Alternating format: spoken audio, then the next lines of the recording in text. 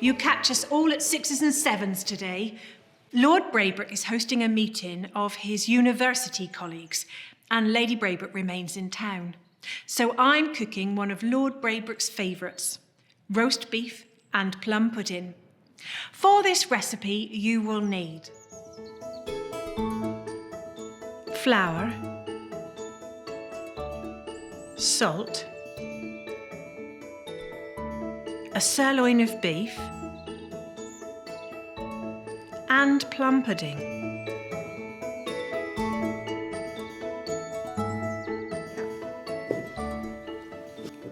Roast beef and plum pudding is one of the most patriotic dishes I can think of. It really is the national dish, served at all significant celebrations, coronations, weddings, births. Lord Braybrooke served it to all the tenants when Lady Augusta and Mr. Strutt got married. There was a big party with long tables all out on the front lawn. It will certainly be eaten by everyone across the land when our Queen celebrates her Golden Jubilee in 6 years' time, and most definitely when her son succeeds her, although that won't be for a few years yet. It really is one of Lord Braybrooke's favourites, and he likes to eat it when he's entertaining with his male friends. This is sirloin. It is the top of the loin, and that's where it gets its name. There's lots of nonsense talked about of kings knighting bits of beef. Beef is very prized here in Britain, although most people can barely afford meat, let alone beef. The French call us le roast beef. They even send their cooks here to learn how to roast. Roasting is one of the most prestigious ways of cooking meat.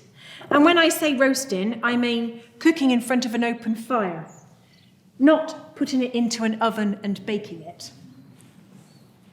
If you work for a middle-class family, then you will have to learn to roast in a cast iron roasting range, where hopefully the heat will come from the top and not from the bottom. I am told you can get quite a good result from a gas oven, although you must remember to keep the door open and to turn your joint.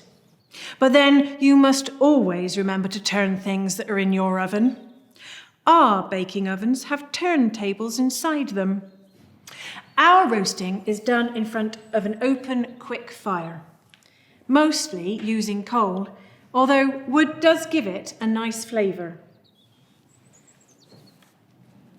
It's important to make sure that you string up your joint nice and tightly. You don't want the beef flapping around on the spit. We're now going to put this on the spit. Marianne.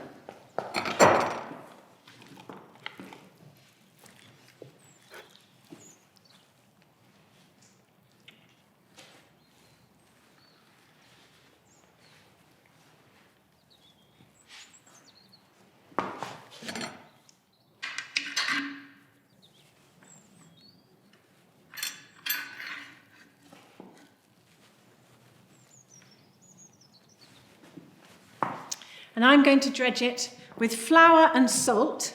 If you'd like to turn it over. So the juices will flow and it will form a good but slight crust on the top.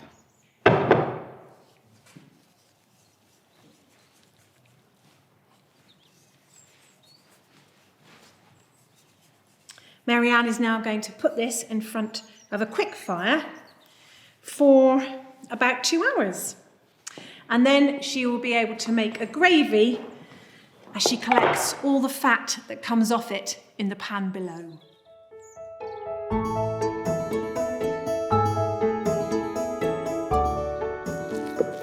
Now I call this plum pudding, but I suppose you might call it Christmas pudding.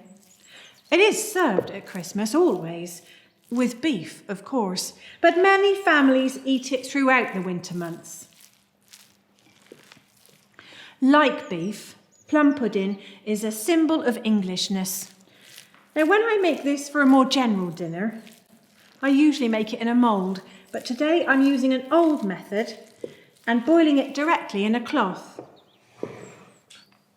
I'm going to put the mixture in this wet cloth, which is floured and then tied up with string.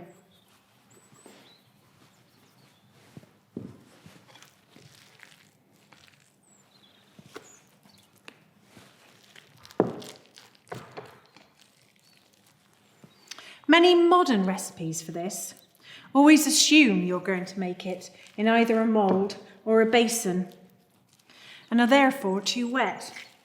Some are too dry, in which case the pudding will crack. I like to get the maids to make it and practice until they've got it right.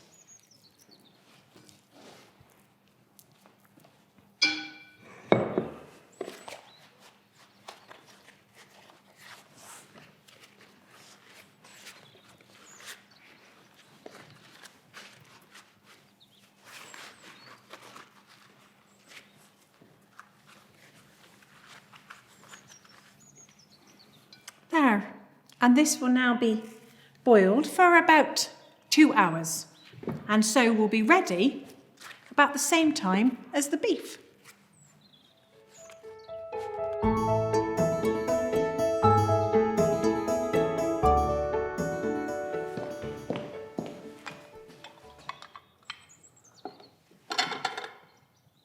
My beef is cooked to perfection, as is my pudding. Cooked this way, you don't need to rest the joint, so it can be served straight away. Just don't forget to take off the string. And there we are, roast beef and plum pudding, perfect for any celebratory dinner.